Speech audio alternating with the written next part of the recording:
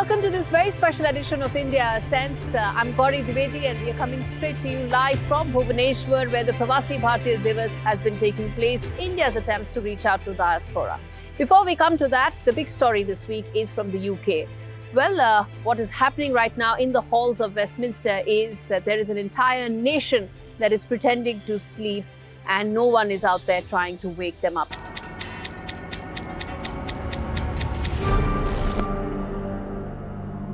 The political landscape is effectively in free fall. The citizens of this once great nation are the ones that are really paying the price for what's happening in the UK. And the latest act of political theatre that is unfolding is that the Liberal Prime Minister, Keir Starmer, and the Conservative Party leader, that is Kemi Badenoch, are trading barbs over one of the most pressing issues facing the UK today, which is the Pakistani rape gangs scandal. A matter that is so painful that it has actually torn through the fabric of British society. And here we are, politicians playing the blame game while thousands of victims and their families continue to suffer in silence, quite literally.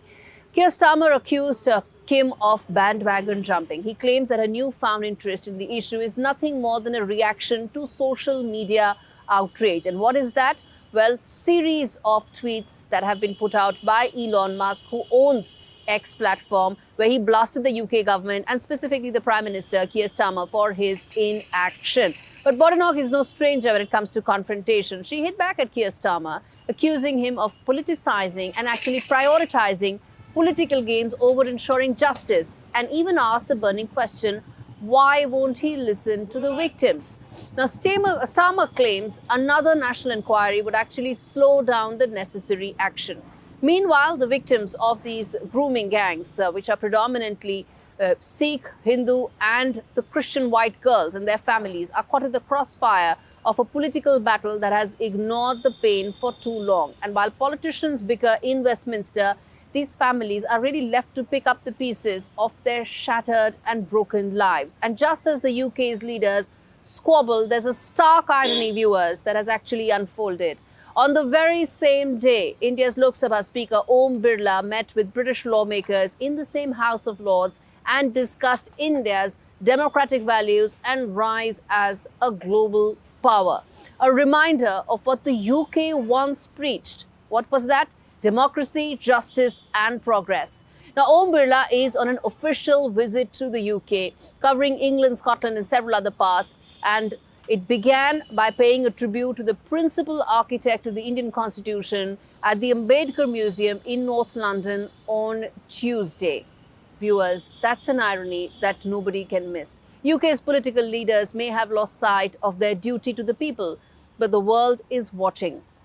And they are watching exactly what is unfolding in the UK. The question is, how long can the UK avoid confronting the truth that its political class has failed its citizens, failed the victims, failed the very ideals that it once championed? While Westminster plays its political games, the victims wait for justice and they wait for a government that will finally listen to them.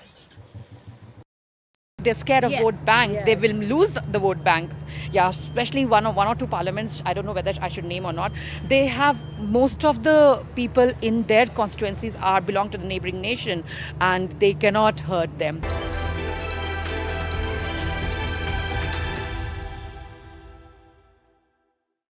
The next story that we're talking about is the Pravasi Bharatiya Diwas. It was the 18th edition in Bhubaneswar. And what I have witnessed in the last 2 days that I've been here is that now diaspora from every part of the world wants to connect and communicate with India. They want to build those bridges. They want to be part of the India story. They want to be part of how they can contribute that much more to their motherland. From places as far wide as Congo and Uganda, Indians are making that trip, and they've made that trip, and they want to ensure that going forward they can get onto the India story, and hopefully India will give that roadmap to its diaspora, 39.5 million and counting going forward. Take a look at some of these important snippets that really unfolded here, where I spoke to a bunch of important people on what they felt about the India story and where they can be part of it.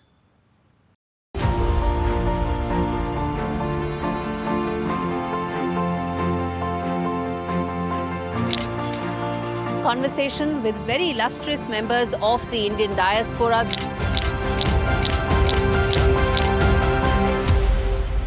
We have with us Mr. Rajan Narasimhan, who is the Deputy Minister of Foreign Affairs for Government of Mauritius. Sir, thank you so much for speaking to NDTV. And we speak at a time when there's so much of focus with regard to building bridges as far as Indian diaspora is concerned. Talk to us about the India-Mauritius relationship. There's a very large delegation that has come here. What's been their feedback like so far? What is the messaging and also the expectation of the relationship from here on? So I would say namaste, good morning, vanakkam, namaskar to all our brothers and sisters in India. So the delegation that we have with us, we've got two ministers attending this conference, but we've got a big delegation of 300 people. I think it's the biggest one. So the sort of zeal and the enthusiasm for our Mauritians to come here in a way testify to the sort of relationship. It's a special relationship that we have been having with India for centuries now. And you know, we had a wave of Indian indentured laborers coming to Mauritius. But also prior to that, we had skilled workers coming from Tamil Nadu. When the island was still under the French occupation. And over the years, we've seen, even before independence, we acceded to independence in 1968. So even before that time, our late Prime Minister, considered the father of the nation, Sir Sivasagar Ramgoolam, has always been having a sort of special relationship with India. And at that time, your Prime Minister, then Prime Minister Indira Gandhi ji, was Prime Minister. So over the years, different Prime Ministers have been coming to power, especially in India. But this relationship has been on, and I would say improved over time. And just 2 months ago, we have our new Prime Minister, who was Prime Minister before, Dr. Navin Ramgoolam. Yeah. He's come back to power. And Dr. Navin Ramgoolam also, as Prime Minister, and even Mr. Paul Béranger, the Deputy Prime Minister, they are charismatic figures, and they have also a special vision for Africa, but also have a vision for the relationship that we have with India. In fact, I was just coming to that, sir, that with the change in government, there is a broad continuity in terms of foreign policy and the direction, but the objectives and the key focus areas under the new government for the India-Mauritius relationship. You see, irrespective of government, of course, we did not agree with the previous government on many systemic issues. And now we're going to rectify. We're going to, our Prime Minister, Dr. Navin Ramgoolam, and Mr. Paul Béranger will implement our political manifesto. But fortunately, when it comes to foreign relations, diplomatic relations, I think there will be no change. On the contrary, I think Dr. Navin Ramgoolam will consolidate that relationship. And yesterday itself, with a fleeting meeting, very short meeting and exchange of a few words with your Prime Minister, Modi ji. Yeah. He reiterated his invitation to our Prime Minister, Dr. Navin Ramgoolam. And I'm sure I sent a message to the Prime Minister. And I'm sure in the coming days, coming weeks, Dr. Navin Ramgoolam will be visiting your country. Great. And it will be a great opportunity for the two Prime Ministers to chart a new path to beef up that relationship between the two countries.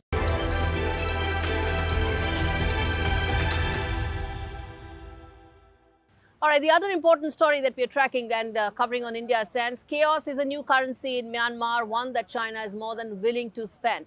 Beijing has a foot in both camps, arming Myanmar's generals while fueling the insurgents against them. The consequences are already being felt in the entire region. As the strife bleeds into neighbouring territories, India is no longer just watching from the sidelines. It's building walls, it's reinforcing defences, bracing for impact, but at the same time ensuring that there is a dialogue that is taking place with all stakeholders. Take a look at this report. In Myanmar, chaos is no longer a byproduct of conflict. It's part of China's strategic playbook. With its carrot and stick policy, Beijing is walking a fine line, engaging with both the military junta and Myanmar's ethnic armed groups. It's extending economic incentives to the ruling junta and also arms those fighting against it, creating a volatile, controlled chaos. China has a great deal at stake, both in terms of its business interests and the fact that it's very significant border interests with Myanmar. But this is not a game without consequences for the larger region. The writing is on the wall, and New Delhi is bracing for the fallout. India's northeastern states, already plagued by border vulnerabilities, are on high alert as the scepter of more Rohingya refugees fleeing Myanmar grows even more likely. Desperation is pushing more refugees out while Myanmar's civil conflict deepens. The porous and long India-Myanmar border has already seen waves of migrants in recent years, many fleeing violence and repression. According to New Delhi's estimates, around 40,000 Rohingya refugees have already fled to India amid the conflict, including 22,500 registered with the UN Refugees Agency. Now, as China's hand in Myanmar grows bolder, New Delhi fears a fresh influx could overwhelm its security. The situation is a powder keg, and India is not a sitting duck. New Delhi is reinforcing its defences with urgency. Fencing along the 1,643-kilometre long India-Myanmar border is expanding, with a newly completed 9.2-kilometre stretch in the critical town of Manipur's Muri. This is more than just a line of steel. It's a bold statement that India will not sit idly by as Myanmar's instability seeps into its territories. As the government pushes forward with fencing and enhanced surveillance systems in places like Arunachal Pradesh, Mizoram and Nagaland, it's clear that New Delhi is determined to lock down its borders. The Assam Rifles are working round the clock to implement a hybrid surveillance system with real-time monitoring capabilities to spot illegal crossings and potential security threats. India's efforts go beyond just physical barriers. With a 1,472-kilometre stretch already demarcated and more fencing projects in the pipeline, India is not just building walls, it's reinforcing its commitment to long-term security and regional stability. The carrot and stick approach may be China's strategy, but for India, it's all about building an unyielding wall of defense to keep chaos at bay.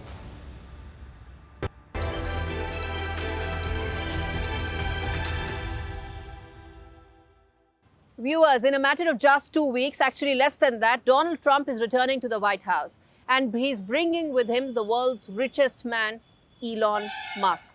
The Tesla and the SpaceX CEO won't just be an advisor, he'll be at the center of Trump's administration, his policies, and he's going to be heading a department, DOGE, the Department of Government Efficiency. But the question is, and that's something that the world wants to know, is just how much power will Elon Musk wield and what will happen if his vast business empire collides with Washington's policies? This report tells you in greater detail what could happen. Elon Musk's empire, from electric cars to space exploration, is on the brink of becoming deeply intertwined with Washington's decisions. With Trump's backing, Musk's vision for deregulation could reshape everything, from road safety to space missions. Tesla, long scrutinized by regulators, could finally escape the watchdog as Musk positions himself as the outsider, pushing his vision of innovation unimpeded.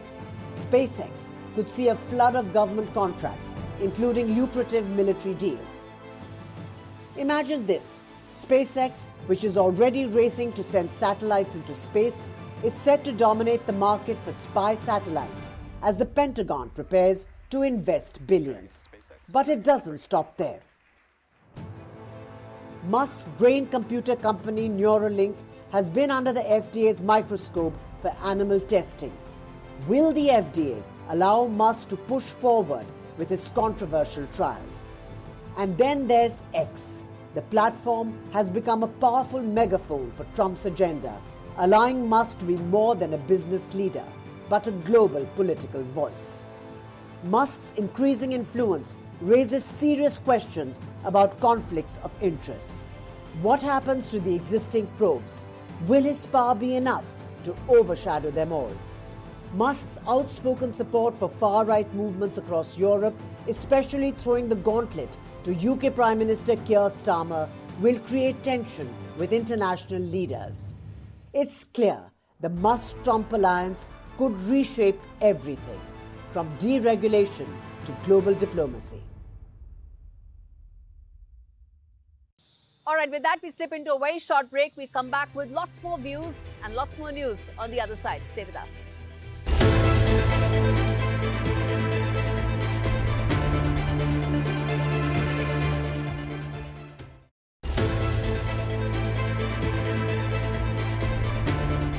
Welcome back. You're watching India Sense with me, Gaurie Dwivedi.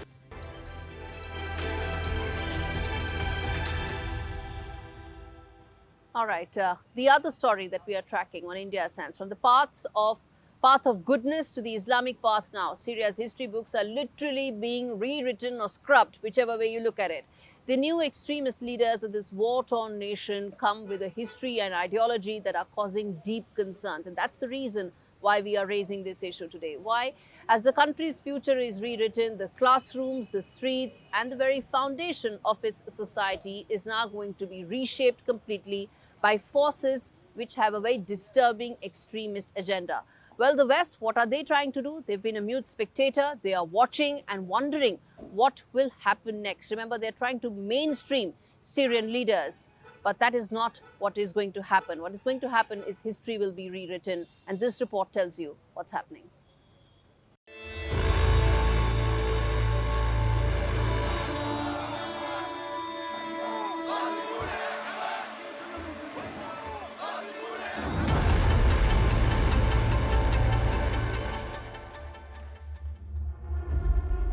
In Syria, the rewriting of history is not just happening on paper. It's happening in the minds of its youth. Last week, the Ministry of Education released a controversial list of amendments to the national curriculum. A new chapter in Syria's educational history began to unfold on its official Facebook page. The changes are striking. Path of goodness is now the Islamic path. A phrase once reserved for moral guidance is now a clear call to religious orthodoxy.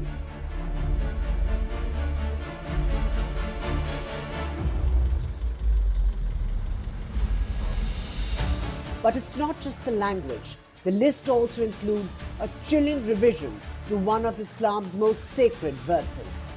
The phrase, "Those who have are damned and have gone astray," has been replaced with Jews and Christians. Critics fear that these changes represent more than just a shift in language. They signal a move towards a more ultra-conservative interpretation of Islam, one that risks deepening Syria's already fragile divisions. The word martyr, once a symbol of national sacrifice, is now redefined. No longer someone who died for their country, but someone who gave their life for the sake of God. A subtle but profound shift from patriotism to religious dogma.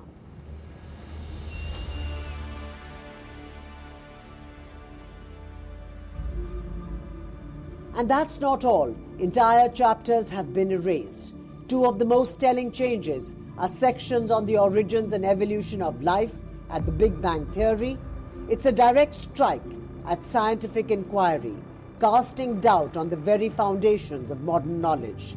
Syrian citizens, already grappling with decades of war, are now questioning the future of their children's education. For many, these changes feel like more than mere amendments.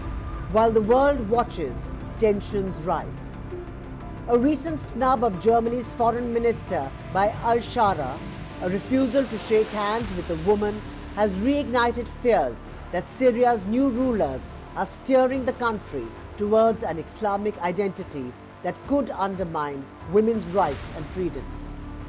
As Shara juggles rebuilding, a shattered nation faces the daunting task of earning the trust of Syria's diverse communities, not just in textbooks, but in the very streets that they walk. With elections potentially years away, can he balance his extreme past with the promise of democratic future? In Syria, the ink on history's pages is still drying, but the question remains, who gets to write it? For now, the struggle continues. The pages may turn, but Syria's future is still being written, and its people are watching, waiting and hoping.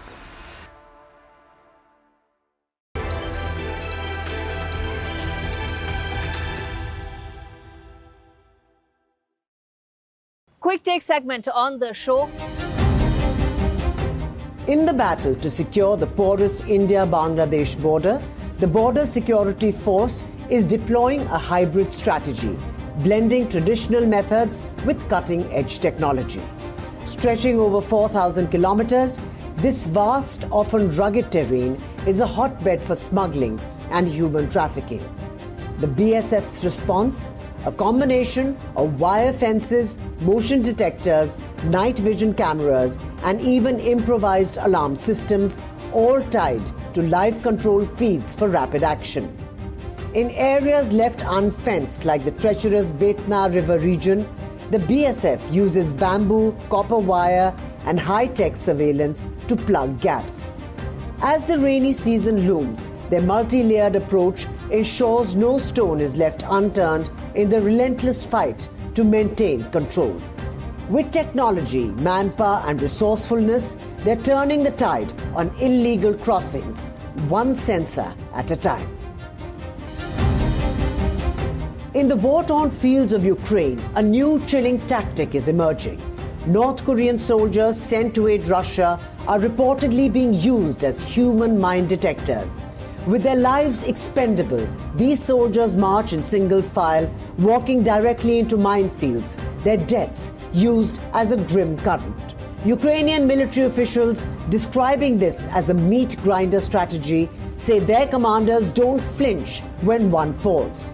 With small arms and rudimentary weapons, the North Koreans are learning from Russia, gaining military experience and equipment that could bolster Kim Jong-un's power long after this war ends. Meanwhile, as Ukraine launches a major offensive, the price is steep. Both North Korea and Russia are suffering heavy losses, and the human cost climbing into thousands. Amid this bloodshed, the question lingers: how much longer can this deadly game of sacrifice continue? As 2025 begins, the geopolitical stage looks less like a chessboard and more like a house of cards. According to the Eurasia Group's latest report, the biggest risks facing the world are not just a crack in the foundation, but the possibility of the whole structure crumbling. At the top of the list, the G0 wins, the terrifying prospect of a world without leadership. This is America First thinking taken to the extreme. A world where no one is stepping in to play peacemaker, and the US sets the rules with the threats of tariffs hanging over every head. But the real wild card, artificial intelligence, innovation's double-edged sword. As technology speeds ahead, the rest of the world is left scrambling to keep up and wondering what happens when machines begin making the rules. For now, it seems like the world is rolling the dice and hoping the game doesn't end in chaos. And with that, it's a wrap on this edition of India Sense. Thanks so much for watching this very special edition coming to you live from Bhubaneswar.